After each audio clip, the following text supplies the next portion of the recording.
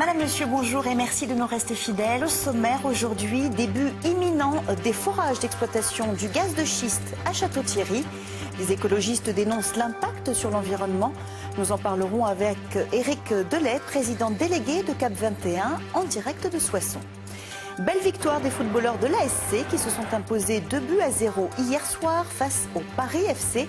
Une victoire qui conforte Amiens à la 3e place du classement de national. Enfin, pour sa 30e édition, le Festival Musique de Jazz et d'ailleurs d'Amiens, qui débute le 16 mars, a décidé de laisser à la libre appréciation du spectateur le tarif des concerts. Une première que nous expliquera son directeur artistique Pierre Valfise, avec nous sur ce plateau.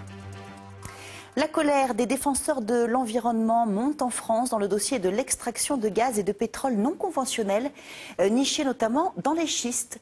1% du territoire national serait concerné par des projets d'exploration dans le secteur de Château-Thierry, où des forages doivent débuter très prochainement, aux grandes dames des écologistes et de la région, qui ont dit hier leur opposition à l'occasion d'une réunion publique. Rémi Vivenot, Florian Olivier.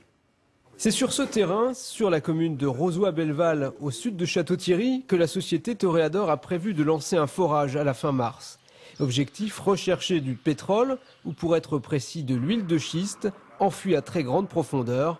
Un projet dont les habitants savent peu de choses. Il y a un an, ils sont venus nous voir à la mairie, mais il n'y a pas eu de... On ne les a pas revus depuis, quoi. Et les gens, ils en pensent pas grand-chose. Les écologistes, eux, sont bien au courant et entendent empêcher les travaux. Hier soir, ils ont fait salle comble lors d'une réunion publique à Château-Thierry. Pour eux, la méthode récente, utilisée pour extraire l'huile de schiste, risque non seulement de nuire à la santé publique, mais encore de détruire les paysages. Qu'on a affaire à une technique extrêmement pénalisante pour l'environnement, le paysage, les routes, la culture, l'agriculture, peut-être la viticulture en marge. Et puis, surtout, moi, ce qui me préoccupe le plus, c'est l'eau. Aucune autorisation de travaux sur le gaz de schiste ne sera donnée, ni même instruite, avant le résultat de cette mission. La semaine dernière, le gouvernement a annoncé la suspension des autorisations de forage en France jusqu'à l'été. Mais le dossier de Château-Thierry ne semble pas interrompu, car les autorisations de travaux seraient déjà accordées. Inacceptable, estime le Conseil régional, qui vient de voter à l'unanimité une motion contre ce projet. La région entend s'opposer extrêmement fermement et nettement à l'exploitation des gaz de schiste et pétrole de schiste sur son territoire.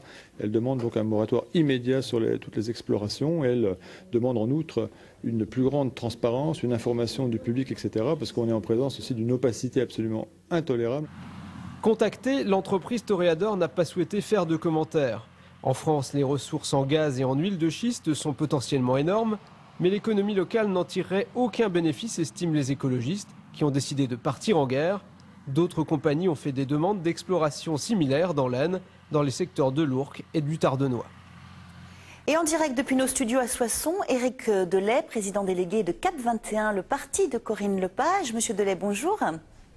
Bonjour. Alors concrètement et en quelques mots, comment procède-t-on pour extraire ce type de ressources?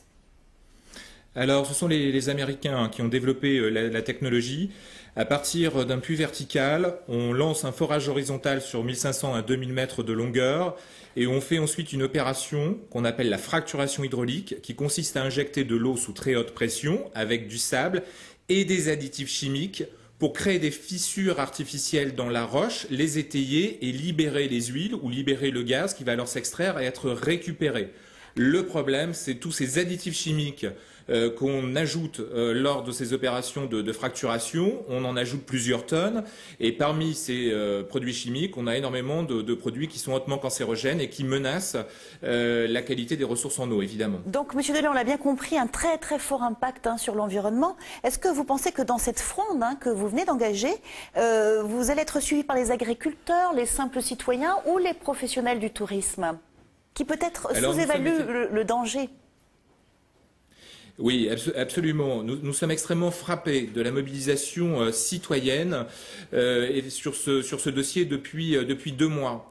Dans toutes les réunions publiques qu'on organise, ce sont plusieurs centaines de personnes qui se déplacent, de simples citoyens, des agriculteurs, des élus, qui viennent effectivement s'informer sur le sujet, puisque le débat a été complètement confisqué aujourd'hui. Depuis 2 ans, le ministère de l'écologie a distribué quantité de permis de recherche, d'exploration sur toute la France, notamment le bassin parisien, la Picardie et la Champagne-Ardenne, sans que les élus, sans que la population n'en soit informée. Or, le retour de l'expérience qu'on a aujourd'hui des États-Unis, où il y a 500 000 puits, nous montre qu'il y a de graves effectivement dangers et de graves impacts pour l'environnement et la santé des populations. Et vous craignez également très rapidement que cette énergie ait un fort impact également sur les taux de CO2 dans l'atmosphère. Ça ne va pas les faire baisser, c'est sûr.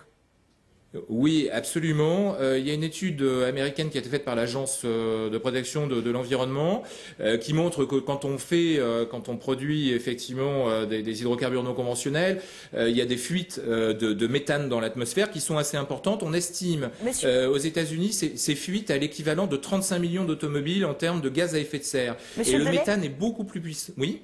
Oui, nous en reparlerons. Merci beaucoup d'être intervenu donc en direct depuis Soissons. Merci beaucoup. Merci de votre invitation. Au revoir. À Noyon, un chantier qui inquiète. Des travaux de désamiantage sont en cours sur des